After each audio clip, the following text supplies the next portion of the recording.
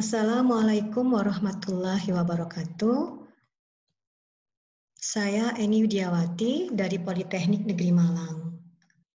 Saya mewakili kedua rekan saya, yaitu Bapak Ahmad Siono dan Pak Bambang Suryanto, untuk mempresentasikan hasil dari penelitian kami yang berjudul korelasi antara penguasaan kosakata dan kemampuan berbicara bahasa Jepang mahasiswa Politeknik Negeri Malang. Tak lupa saya ucapkan terima kasih kepada Panitia Seminar Nasional Gabungan Bidang Sosial yang telah menyelenggarakan acara ini.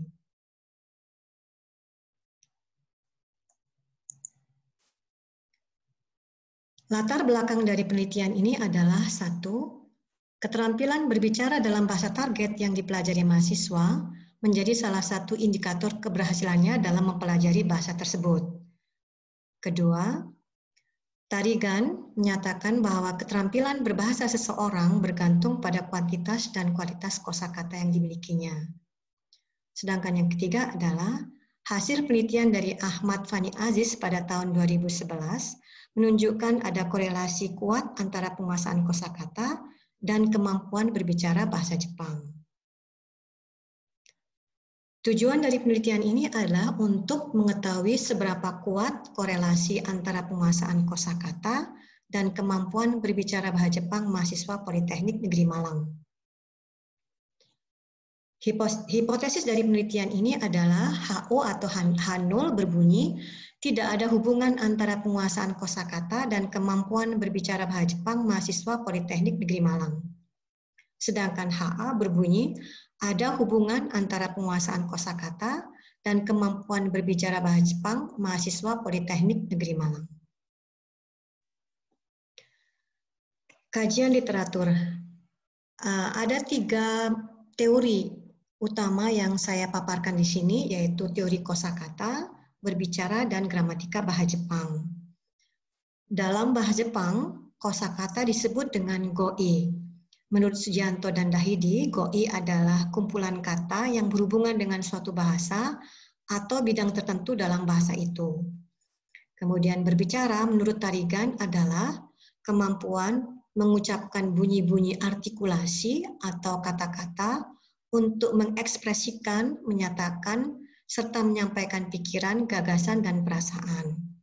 Kemudian yang ketiga adalah gramatika bahasa Jepang. Bahasa Jepang memiliki gramatika yang berbeda dengan bahasa Indonesia.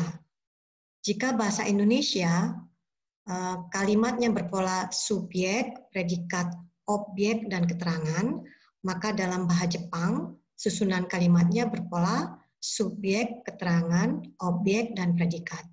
Jadi yang sangat sekali berbeda adalah penempatan predikatnya. Diletakkan di bagian akhir kalimat. Kemudian dalam bahasa Jepang juga ada partikel atau joshi di antara subjek, keterangan, objek, dan predikat. Kemudian yang berikutnya adalah predikat dalam bahasa Jepang mengalami konjugasi atau perubahan bentuk sesuai dengan keterangan waktu. Lampau atau bukan lampau. Contoh yang sederhana bisa saya berikan yaitu saya nanti malam nonton film.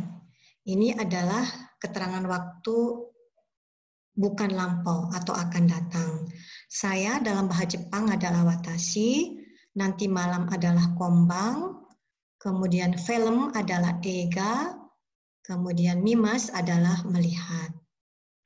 Susunannya dalam bahasa Jepang menjadi watashi wa kombang eigao mimas.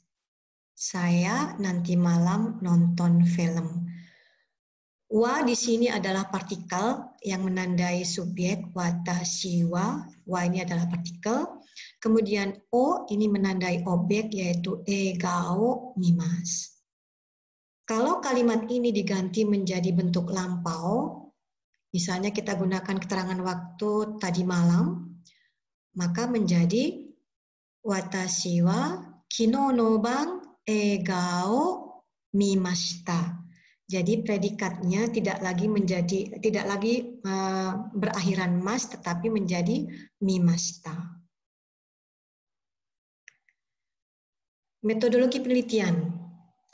Penelitian ini adalah penelitian deskriptif kuantitatif dengan menggunakan teknik pengambilan sampel, yaitu teknik sampling jenuh dengan menggunakan 83 mahasiswa tingkat 2. Jadi semua populasinya menjadi sampel pada penelitian ini.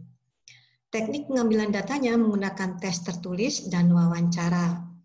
Tes tertulis digunakan untuk mengambil nilai kosakata, sedangkan tes wawancara digunakan untuk mengambil nilai kemampuan berbicara. Variabel pada penelitian ini adalah penguasaan kosakata yang menjadi variabel bebas dan kemampuan berbicara sebagai variabel terikatnya. Metode analis data menggunakan korelasi person atau person product moment correlation. Hasil dan pembahasan. Berikutnya adalah hasil dan pembahasan. Dari pengumpulan data dapat dilihat pada tabel 1, yaitu nilai tes kosakata responden.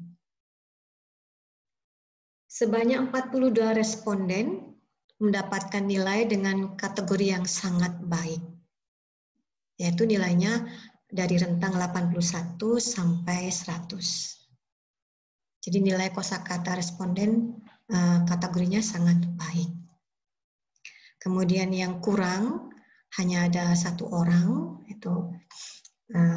Kemudian berikutnya adalah hasil tes kemampuan berbicara.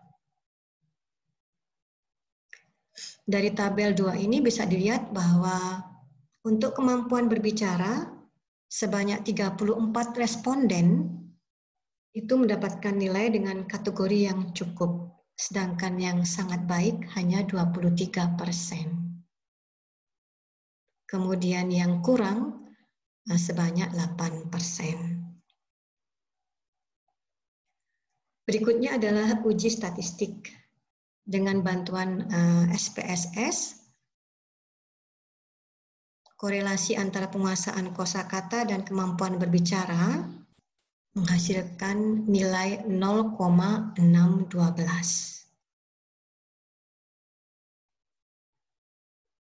Berikutnya adalah pembahasan.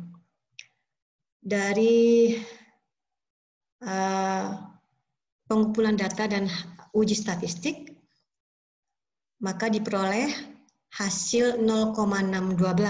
Jadi angka ini menunjukkan korelasi yang positif, dan menurut Sugiono, nilai R 0,612 ini masuk pada korelasi kuat. Dengan demikian, HA diterima dan HO ditolak. Hasil penelitian ini mendukung hasil penelitian dari Ahmad Fani Aziz. Hasil penelitian ini juga sesuai dengan apa yang dikemukakan oleh Tarigan, yaitu kualitas keterampilan berbahasa seseorang bergantung kepada kuantitas dan kualitas kosakata yang dimilikinya.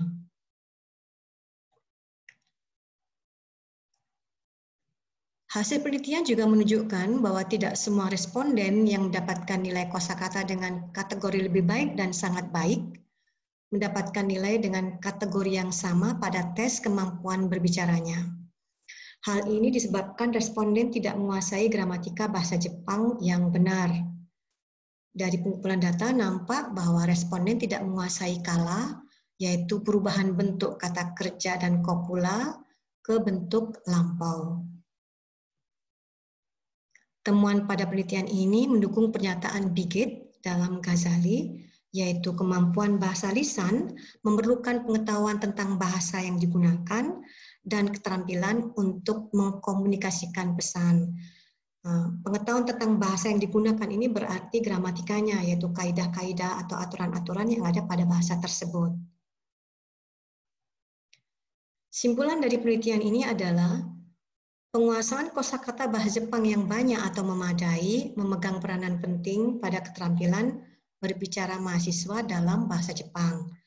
Akan tetapi, menguasai kosakata yang banyak atau memadai tidak menjamin mahasiswa menjadi terampil berbicara atau menjadi pembicara yang baik jika mahasiswa tersebut tidak menguasai gramatika bahasa Jepang dengan benar. Saran. Hasil penelitian ini menjadi masukan bagi pengajar bahasa Jepang untuk sering mengingatkan mahasiswa tentang perbedaan gramatika bahasa Jepang dan bahasa Indonesia. Disarankan juga kepada pengajar untuk lebih banyak memberikan latihan perubahan bentuk atau konjugasi kata kerja dan kopula, baik bentuk positif, negatif, lampau, dan bukan lampau.